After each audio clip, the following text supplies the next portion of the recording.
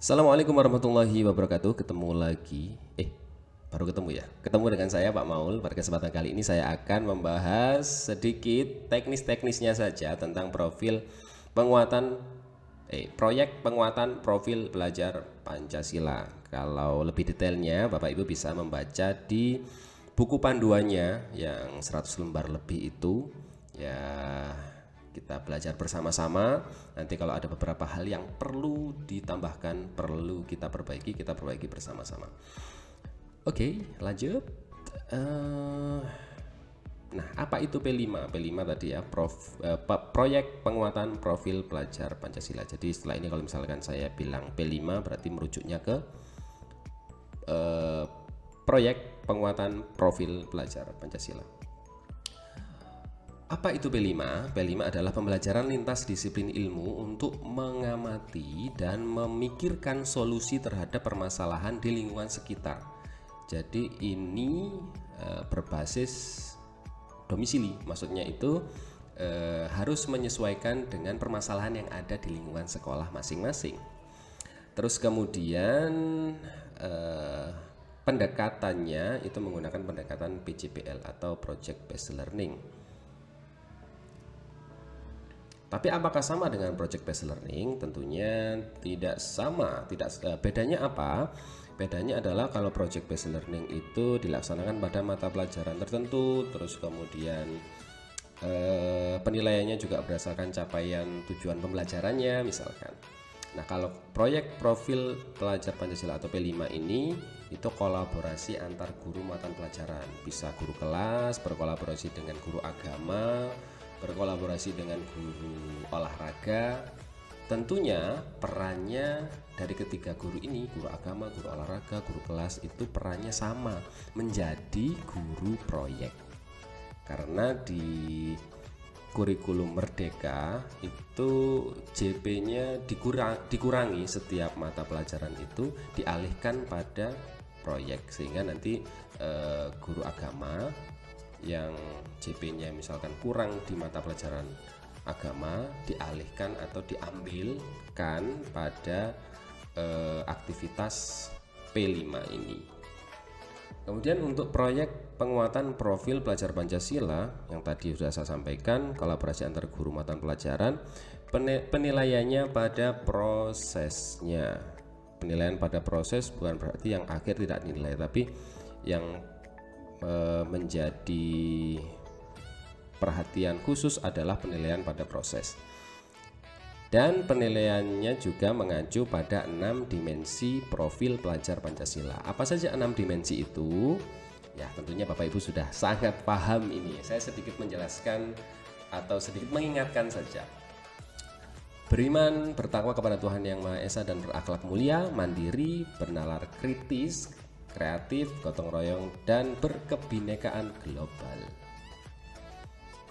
Di dalam dimensi itu ada elemen, di dalamnya elemen ada subelemen. Jadi kalau misalkan dimensi itu ibunya, elemen ini anaknya, subelemen ini cucunya. Nah, tentunya nanti dalam merancang proyek kita harus menentukan dimensinya, kemudian menentukan elemennya dan juga subelemennya, karena nanti yang kita buat instrumen itu diambil dari subelemen yang telah kita pilih pada elemen dan dimensinya, seperti itu. Jadi di rancangan nanti kita akan memilih dimensi-dimensi apa yang masuk pada proyek yang sudah kita rancang.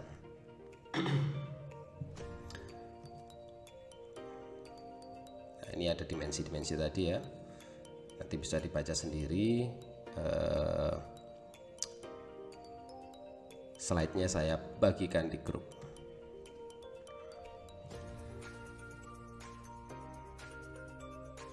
Nah, ini beberapa tema yang bisa dipilih dalam P5. Nah, ini yang saya silang itu berarti tidak bisa atau tidak bisa digunakan di SD ya. Jadi bisa di SMP atau SMA. Jadi tema-temanya adalah gaya hidup berkelanjutan, kearifan lokal, Bhinneka Tunggal Ika, terus berrekayasa dan berteknologi untuk membangun NKRI, dan juga ada kewirausahaan. Di dalam tema-tema ini mungkin nanti setelah kita menentukan tema, yang selanjutnya adalah kita menentukan topik apa yang nantinya masuk dalam tema yang sudah kita pilih. Tentunya topik itu harus menyesuaikan dengan keadaan di lingkungan sekolah masing-masing. Isu-isu apa yang harus diselesaikan di situ, atau yang anak butuhkan pada tahap kelas atau pada tingkat kelasnya masing-masing.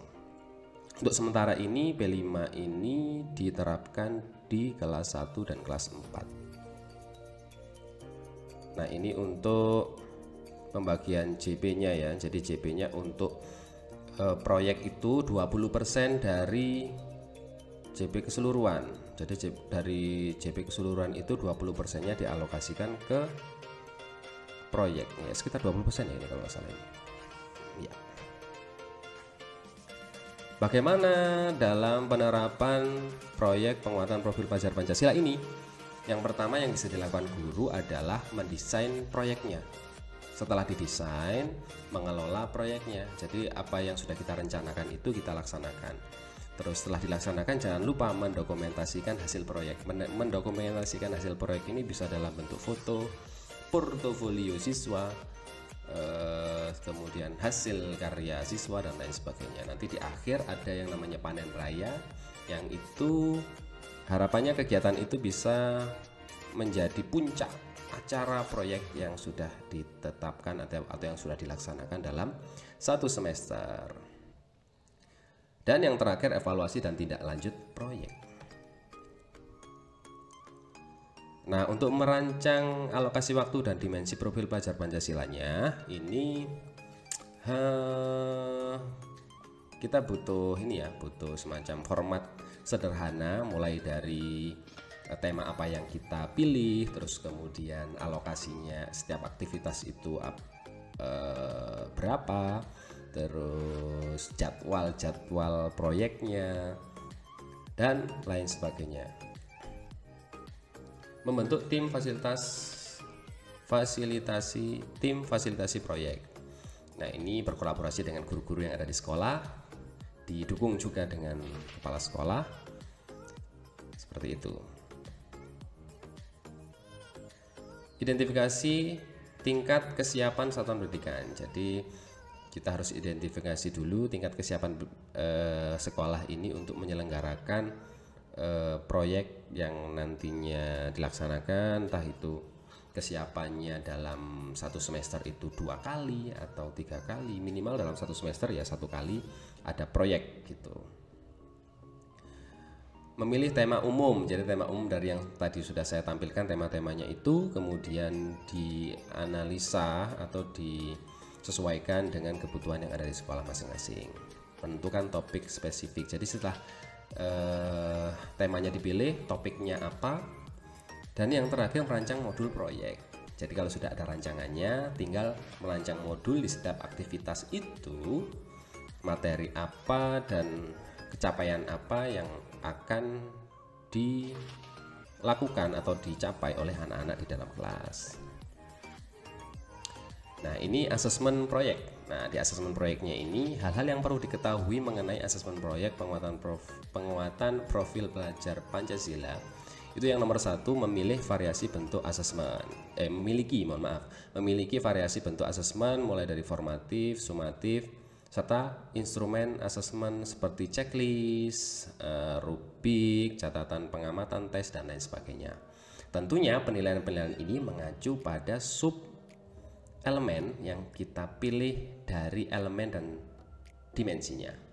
Yang kedua, penekanan pada asesmen formatif atau kinerja. Jadi penekanannya itu pada asesmen formatif atau kinerja prosesnya. Yang ketiga, asesmen akhir merupakan rubrik dengan kriteria dari beberapa kriteria yang tersedia.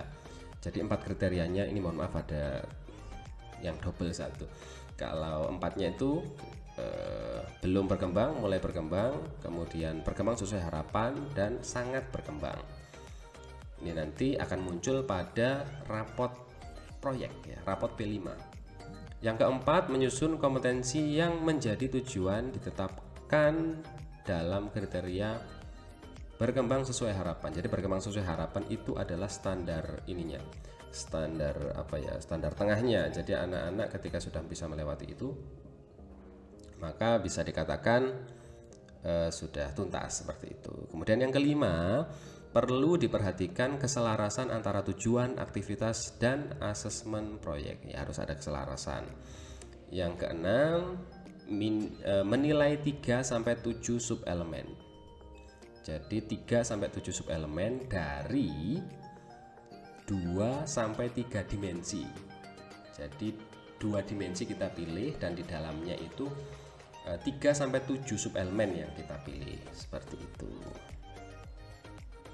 Bagaimana menentukan tema? Nah, kita lihat dulu karakteristik temanya. Kalau misalkan ini gaya hidup berkelanjutan, jadi karakteristik temanya ini itu mengacu pada peserta didik memahami dampak aktivitas manusia baik jangka pendek maupun jangka panjang, bla bla bla bla dan lain sebagainya. Peserta didik mampu membangun kesadaran untuk bersikap dan berperilaku ramah lingkungan. Nah, di situ. Nah, dari tema yang sudah ada dengan karakteristiknya ini kita sesuaikan dengan masalah-masalah kekinian yang ada di sekolah atau di daerahnya masing-masing. Contohnya misalkan ini contoh aja ya, misalkan daerahnya di Jakarta, kemudian situasinya yang sangat erat dengan lingkungan adalah situasi banjir. Nah, ini sudah dapat nih. Jadi dari tema yang dipilih gaya hidup berkelanjutan, terus kemudian kita tarik ke keadaan lingkungan sekitar, jadi situasi banjir. Nah, dari situasi banjir ini bisa kita breakdown ke judulnya. Apa yang judulnya kira-kira menarik buat anak-anak? Misalkan judulnya itu tentang aku ingin lingkunganku bebas banjir, atau mungkin apa ya, judul-judul lain yang menarik anak-anak untuk untuk melaksanakannya. Dari judul itu kemudian di breakdown lagi ke aktivitas-aktivitas di setiap pertemuan. Misalkan yang pertama, anak-anak mengenal tentang sampah-sampah organik dan non-organik misalkan. Dari mengenal sampah itu kemudian menumbuhkan kesadaran untuk membuang sampah di tempatnya. Dari situ mengelola sampah-sampah non-organik misalkan seperti itu. Itu bisa dituangkan dalam rancangan aktivitas. Nah, ini tema yang lain ya, tema yang lain. Mungkin Bapak Ibu bisa membaca karakteristiknya kemudian disesuaikan dengan kontekstual yang ada di sekolah masing-masing. Oke, yang terakhir ya, misalkan proyek ini sudah di ujung proyek, maksudnya di ujung aktivitas proyek itu ada yang namanya panen raya hasil proyek. Misalkan dalam satu semester Bapak Ibu merancang satu proyek nih, jadi di akhir proyeknya itu ada yang namanya panen raya. Anak-anak bisa mengadakan pameran atau mengadakan penampilan dan lain sebagainya. Untuk yang menyaksikan siapa saja ya, bisa saja tokoh-tokoh sekitar, bisa saja orang tua wali murid yang diundang oleh sekolah, itu bisa saja seperti itu. Jadi bisa bentuknya macam-macam ya, bisa berupa pameran hasil karya, bisa juga penampilan. Nah, seperti ini. Wah, kalau saya membayangkan proyek seperti ini sangat menarik sekali ya Bapak Ibu. Wah, apalagi ini.